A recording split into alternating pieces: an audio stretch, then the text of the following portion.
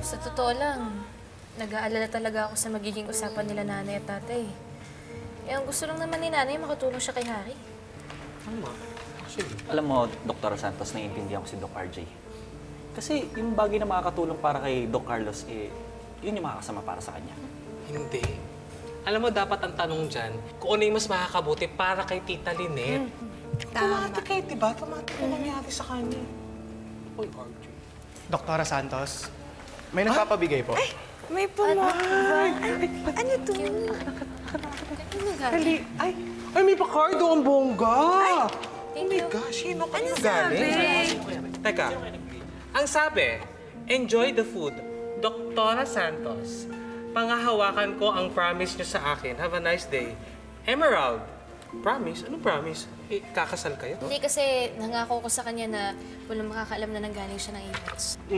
Di ba sabi sa inyo, suspicious? Bakit naman ayaw niya ipaalam na nasa Apex siya? Bakit siya kabatok ospital natin?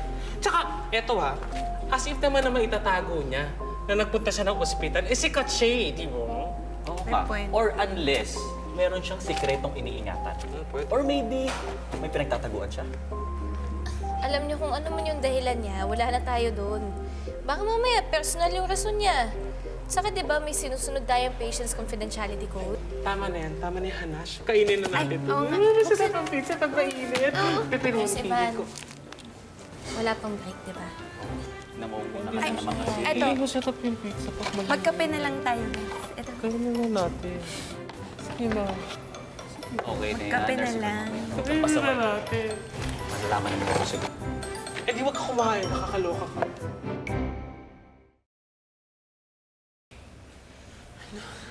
Ano ba yan? Habang ako ang dami-dami kong inaasikaso sa kabuhayan natin, dito naman pala sa baba, nagkaka-break-upan kayo ni Doc RJ. Ay, break na kayo ni Doc RJ? Diyosa, paano sila magbe-break? Eh, hindi naman sila. Eh, yun na rin yun, Chang. Nagkasila sila ni Lynette dahil sa maling desisyon ni Lynette na iurong ang kaso laban kay Doc Carlos. Hindi naman ito madali para sa akin eh. Hindi na kasi matanggap ni RJ. Ayaw na kasing tanggapin kaya hindi na naiintindihan. Wala namang masama kung pakikinggan mo naman ang puso mo. Para sa akin, sa akin lang naman, sapat na yung nakakulong si Carlos sa sarili niyang utak. Sobra-sobra na yun ang pagdurusa para sa kanya. Okay, fine, Chang. Basta ako ang gusto ko, yan talagang Doc Carlos na yan, makulong sa pinakatsakang kulungan. Ako ba si Lynette? Eh, hindi nga, di ba? Pero Lynette, bakit naman kasing kailangan pang iwasan si Doc RJ? Eh kasi yun yung makakabuti para sa lahat. Kasi napagkasunduan na naman namin na pagtutuunan namin ng pansin yung mga taong nangangailangan sa amin. Siya, kay Zoe, tapos ako naman kay Annalyn, tsaka kay Hat. At saka para dun sa ating bubuksang kainan sa cafeteria. At para na rin sa sarili mo. Yan na naman. Nagsakripisyo na naman kayo para sa ibang tao. At taga nyo nang nagtiis. Nagmamahalan. Pero bakit ganun? Bakit kailangan mangyari to, Lynette? Alam mo, Diyosa, hindi naman sapat yung nagmamahala kami dalawa ni RJ. Pero alam mo, umaasa din ako na darating yung tamang panahon na pwede na namin ituloy yung nararamdaman namin para sa isa't isa.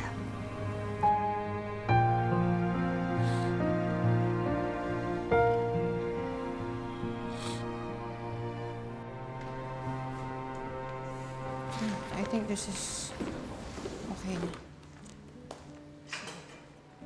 Thank you.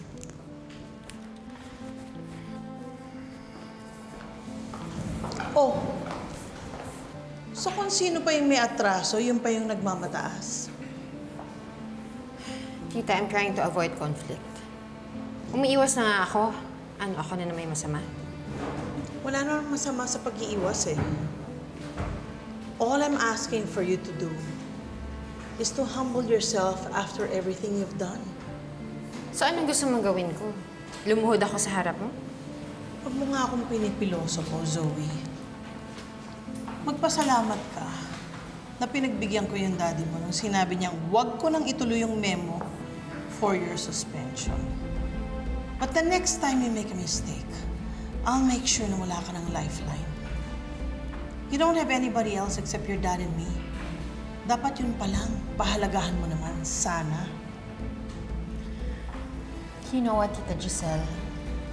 I have nothing to say to you. But, thank you.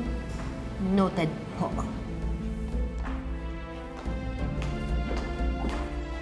Giselle, I'm heading to your office. Mabuti't nakita kita dito. I have good news for you.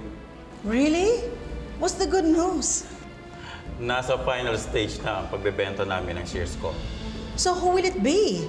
Sino nakabili ng shares mo? Alam mo naman ako, I'm very careful and very picky about whoever is going to sit in the board. You have nothing to worry about. Madame Dubois is a very prominent and respectable entrepreneur. Madame Dubois? Is she French-Filipino? Mm-hmm. Oh, I'd like to meet her then. Could you schedule a meeting with her?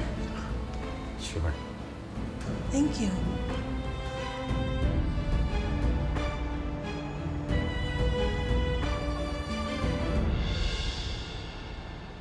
Oh my gosh, I'm finally going to get the chance to meet Madame Dubois. Can you imagine? Do you know, Obeng, that it's so hard to schedule her for anything, for a meeting or whatever? Buti nagawa namin ng paraan. Obeng, I'm sorry, ate, what were you saying? you know what? If you're tired, or if you're spaced out or something like that, you can leave. Ako na lang ang bahalang humarap kay Madame Dubois. Hindi, ate. I'm sorry if I seem distracted. Alam mo naman siguro yung nangyari sa amin ni Lynette. Pero nakakatulong yung ganito, yung nagpapaka-busy ako sa trabaho. In fact, hindi ko dapat dinadala sa trabaho ang personal problems ko. At dapat lang nandito ako because we're supposed to meet na yung posibleng maging shareholder ng Apex. Well then, very good. Giselle! Oh, Mr. Everdone. Glad you're finally here. Giselle, andyan na daw po si Ma'am Dubois. Papasok na daw po siya. Parating na siya. Oh my gosh, is everything in order?